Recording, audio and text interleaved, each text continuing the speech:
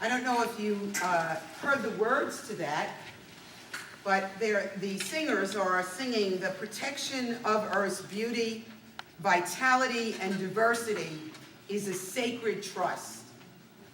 A sacred trust.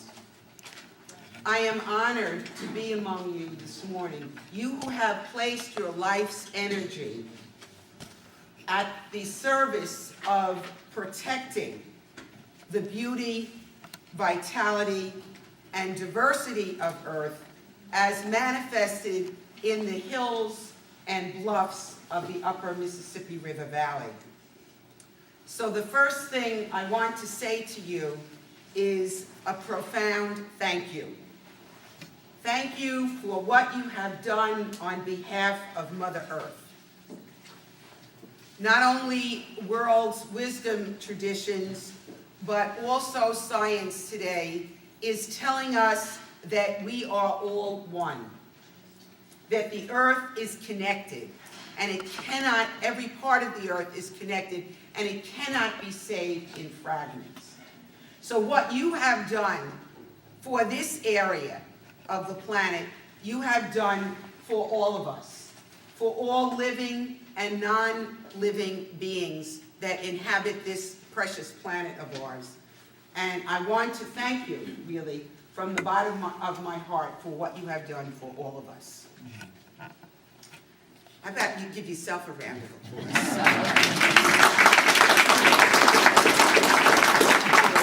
So let me just say a word. There's not much I can do about my accent at this point in time. So I ask you to bear with me as I go through the presentation. What I want to do this morning is this, okay? As a global community, we have a long way to go. And the only way I think that we're going to get where we need to go is by a movement of people that has an inward dimension to it, an outward dimension to it, and thereby a forward dimension. You've been working on the outward dimension, and all of the workshops this afternoon and later this morning, will focus on the outer dimension. What Katie has asked me to do is to concentrate on the inward dimension. Want to start the slides, please?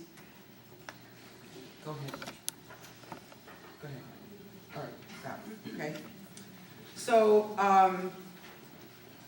I want to go underneath everything that you have done and open a path of reflection for you that I hope will be a source of strength and inspiration for you and energize you for what we all wish wasn't but know will be the long road ahead. I'm going to do that by sharing two things with you. The first is the work of Johanna Macy. I don't know if any of you are familiar with her work. She is an environmental activist, an author, a scholar of Buddhism, general systems theory, and deep ecology. She's the author of numerous books and articles, and she and her colleagues have put together a process to guide people involved in issues like the ones you are facing.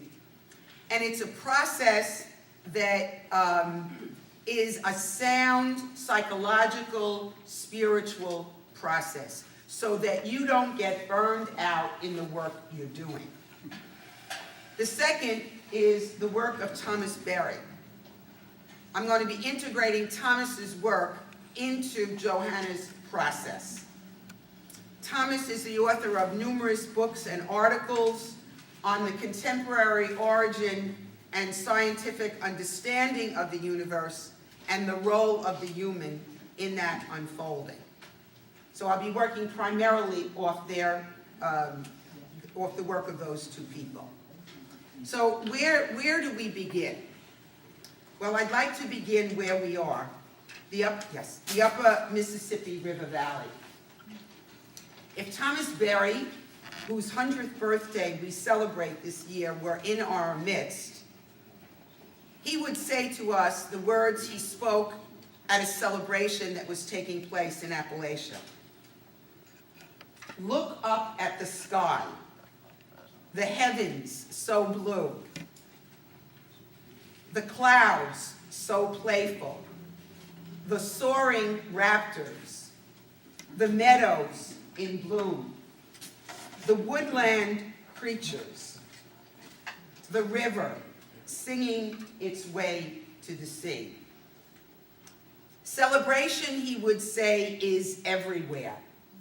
Wild, riotous, immense as a monsoon, lifting an ocean of joy and spilling it down over the landscape, drenching us all with a deluge of delight. I turn to these words of Berry because I believe that if you probe deeply, you would recognize that the seeds of the struggle in which you are engaged begin in a deep sense of delight and gratitude that you have for this wondrous planet and for this specific place. Joanna's method, known as the work that reconnects, tells us that when we're involved in these kinds of issues, our work is most grounded if we begin in the place of gratitude. Instinctively and perhaps unconsciously, I think you are aware of the fact that there is more to life than meets the eye here in the upper Mississippi River Valley. That this eagle, that northern monkshood, this snail, that grain of sand is possessed of something more than itself. A force which holds it together in its distinctive form, which enables it to self-organize and keep it one with itself. You would sense what ethicists would call its intrinsic, inherent value, which is to say that there is a value that is over and above the utilitarian use of any object.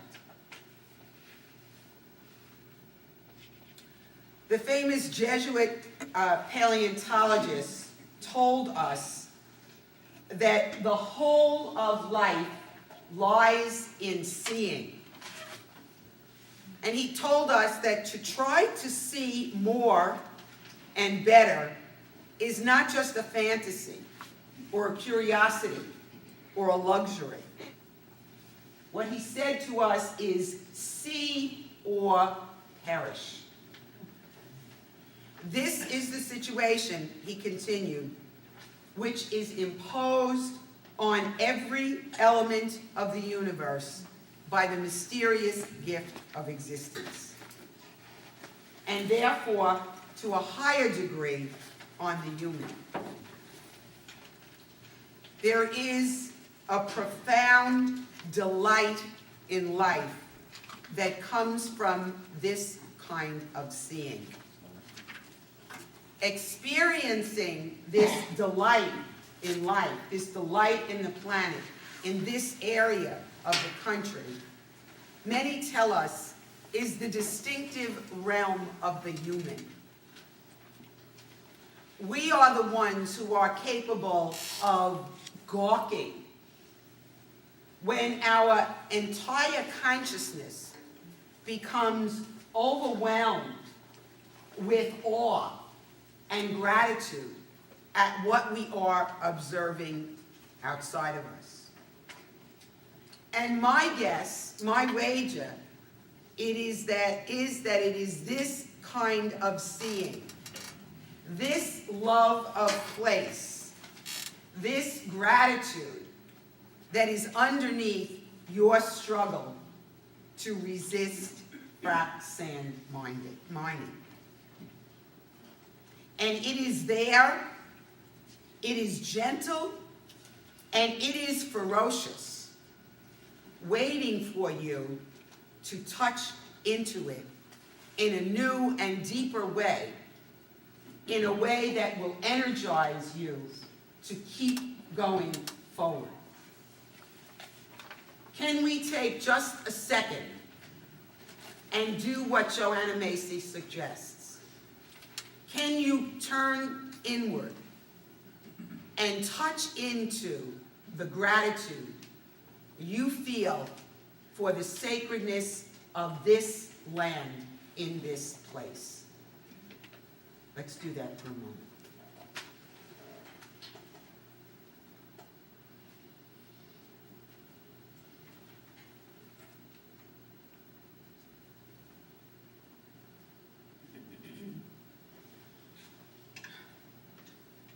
Okay, this kind of insight, this kind of depth of gratitude comes at a very high price. It literally breaks one's heart to see the landscape ravaged and raped, sold to the highest bidder for what Harvard Business School Professor David Corton calls a fabricated, sacred money and market story where we live in indentured service to money-seeking corporate robots and relate to Earth as if it were a dead rock for sale. Quite a mouthful. You, I believe, can identify with the poet when he asks, to destroy that which we were given in trust, how will we bear it? So at the heart of your struggle is gratitude. It's also, I suspect, profound grief and pain and anger, which, if honored and validated by yourself as normal in the face of what you are experiencing, will free and empower you. That's what Macy is telling us, the second step of her process. Begin in gratitude, but honor the pain, the anger, the grief you feel. Honor that as normal in the face of this reality. Don't you find yourself asking or acknowledging with the poet, there are no unsacred places. There are only sacred places and desecrated places. So, we touch, as I said, into Macy's method, and we allow ourselves to feel and validate our pain over what is happening. This is a crucial part of the process of any involvement in the struggle for justice for people or the planet. Without it, what happens is the anger and the grief and the fear that we feel gets projected out onto others. And we become angry activists that are being eaten away at by the issues that we're experiencing. We become what we hate in others without first touching into the anger and the pain and the grief that we feel. So how good it is that you have gathered here today to be with one another in this struggle, to support one another, as you have compassion for each other and the sacred landscape that you call home. Now, we know that frac sand mining is the issue here. And we know, though, that it is far from the only issue. There are numerous issues across the globe. Many of them are displayed on the tables on the side. Food, water, climate change. They're all connected. Thomas Berry tells us the earth cannot be saved in fragments. How are you to understand, how are we to understand all that is happening? I want to invite you to listen to a brief section from a film that Thomas Berry was featured in. It's about 6 minutes, okay?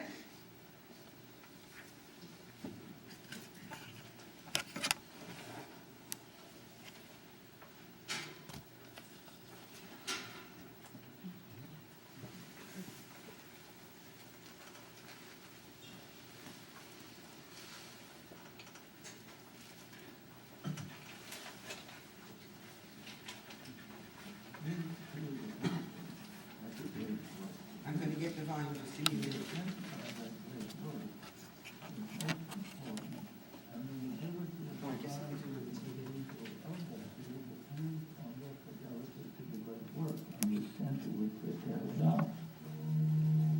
Here at the Research Center in Riverdale, this has been identified with a clarity that few other Looking about the great work to respond to the issues of our time. The issue and also the conditions under which this devastation can be stopped and which the renewal can take place. And this depends on something very, very simple. What is the cause of the difficulty in the first place?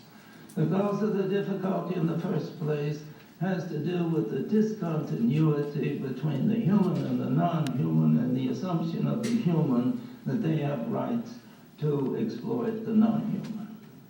St. Thomas says, why are there so many different things? And he says, because the divine could not image itself forth in any one being, it created a great diversity of things, so that the perfection lacking to one would be supplied by the others, and the whole universe together would participate in and manifest the divine more than any single being whatsoever. Things cannot be envisaged simply in their isolated selves, because nothing is itself without everything else. And that is why in the total story of the universe, it has taken 14 billion years to have us here. The greatest failure of Western civilization, or the greatest destructive force, comes with the type of jurisprudence that shaped America. Because we wrote a constitution that gave all the rights to humans, and the non-human has no rights. It's simply there as background for the human. Well, that, to my mind, is an inadequate way of understanding the human, because the human is a member of the great community of the planet Earth. And everything is there for a communion relationship, not for a use relationship. And that's the flaw. And when we get an America based on 4 things: individual rights, participatory government, private property, and the exploitative enterprise. And these first 3 have now become subservient to the economic enterprise. Government is defamed in all its efforts to limit the exploitation of the corporation regime. The whole of education is based on the service of the corporation. So that we're giving ourselves over to the great financial, industrial, commercial corporations.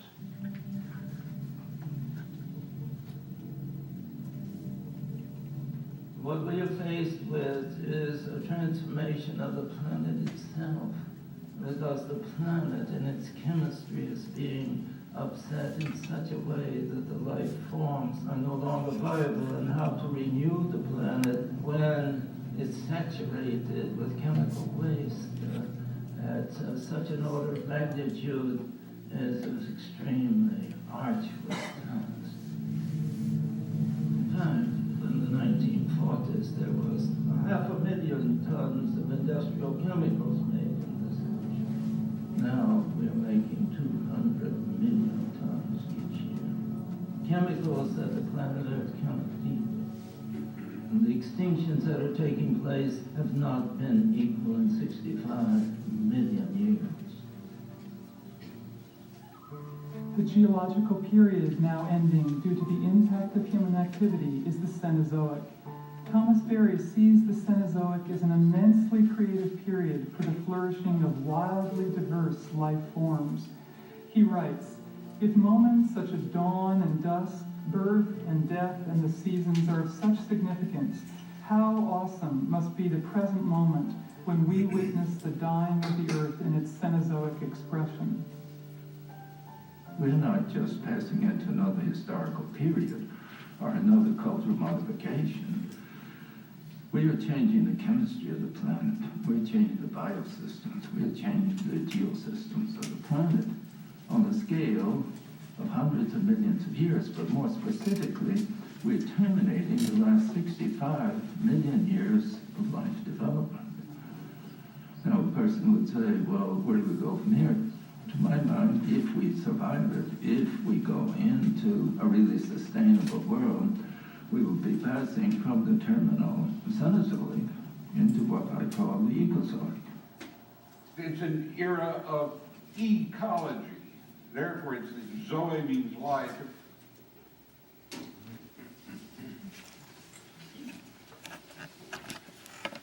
So what Barry is calling us to is a passage into what he calls an Ecozoic era. And the hallmark of the Ecozoic era is what he calls a mutually enhancing Earth-human relationship. Okay, just back on here. Joanna Macy's method reminds us that in order to pass into this Ecozoic era, the process naturally unfolds from grounding in gratitude to honoring our pain to the slow but steady seeing with new eyes. It's what Teilhard talked about before. To see or to perish. We begin to imagine a preferred future. We renounce frac sand mining, and interesting, the word renunciation, they tell us, comes from two Tibetan words, Ning and Yung. Ning means actually or definitively, and Yung means to come out. So your renunciation of frac sand mining is really an emergence out of the fog of that fabricated money and market story which we spoke about before. Barry shows us the way out of this fog, this way into another way of thinking. And he does that with his principles of a functional cosmology. And the first thing he tells us, and you know this, the universe, the earth, is alive. It is the story from which all other stories emerge. This is, if you reflect on what you've been doing and what's been grounding it, I'm certain that you're going to find yourself in these principles, okay? Secondly, he says, the earth, the universe, is not just a physical reality, but it's a psychic, spiritual reality. And we know that because we experience that within ourselves, in our interaction with the natural world. And those who study the origin and foundation of the universe tell us that if it's present now, it was present 13.8 billion years ago implicitly in the initial flaring forth. The third, which is so critical, the universe is primary and the earth is derivative. There would have been no earth without the original flaring forth, the supernova stars exploding, and then our sun forming and the earth forming. The universe is primary. The earth is derivative. By extension, the earth is primary and the human is derivative. We emerge from the life of the planet. And what all of this tells us, if we go back to that inherent, intrinsic value, and you know this or you wouldn't be doing what you're doing, the universe, the earth, is a communion of subjects, not a collection of objects. I'm going to just move along here. Go ahead. All right, stop. Go back one, please. Okay. One of the additional principles that Berry articulates is the universe reflects on itself through the human. As human beings, we are earth come to consciousness. We are the way in which the universe, the planet, reflects on itself. This is critical because it touches into who we are as human beings. Brian Swim tells us we're not just Republicans, we're not just Democrats, we're not just Americans, we're not just British, we're not just Catholic, we're not just Protestants. We are the universe in the form of a human. Really internalizing this is a massive shift in consciousness. Why is this important? It's important because it moves us into Macy's fourth and final stage. That is the movement into action. So what this recalls, would you go forward, please? All right. I don't know if you know the story of the blind people working with the elephant, trying to figure out what an elephant is. One touches the elephant's tusk and declares an elephant is like a spear. Another touches the trunk and declares, no, an elephant is like a snake. And on it goes. With each person's experience as a piece of the larger truth being misinterpreted because of the inability to see the whole. So here's where it touches right into what you have been talking about and doing. The nobility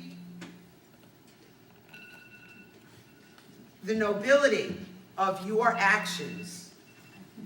Come on now.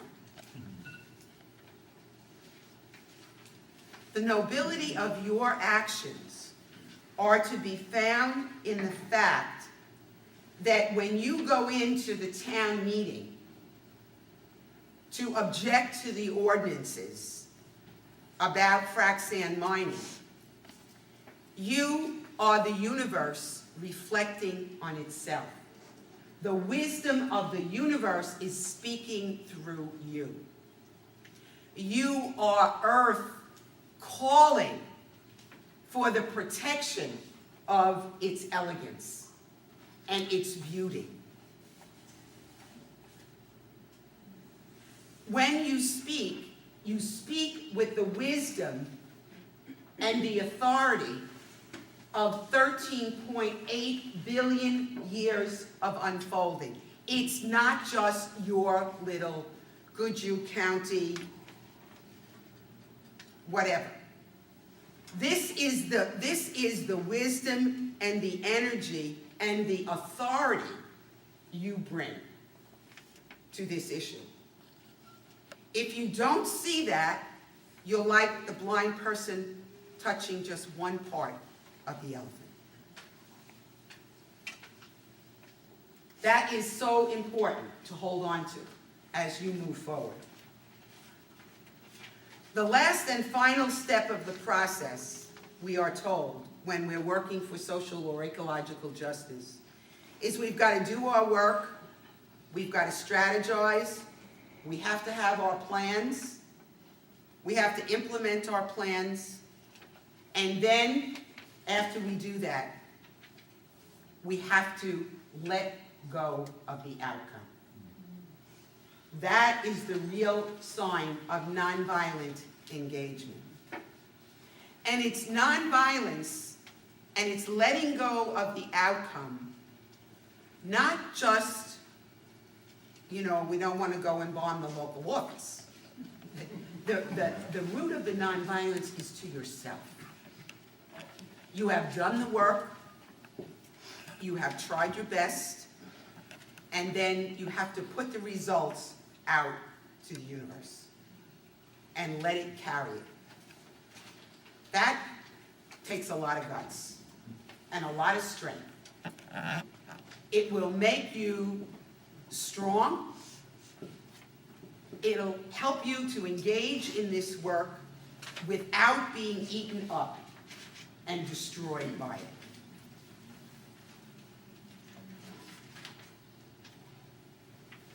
So Barry talks about, and I'll conclude with his words here.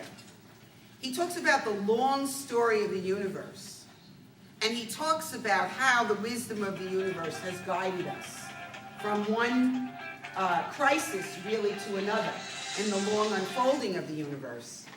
And then he says, sensitized to such guidance from the very structure and functioning of the universe, we can have confidence in the future that awaits us. So this, I think, is the struggle in front of all of us. This is the challenge of it. And this is the foundation which I think can support you as you move forward into the challenging work that you have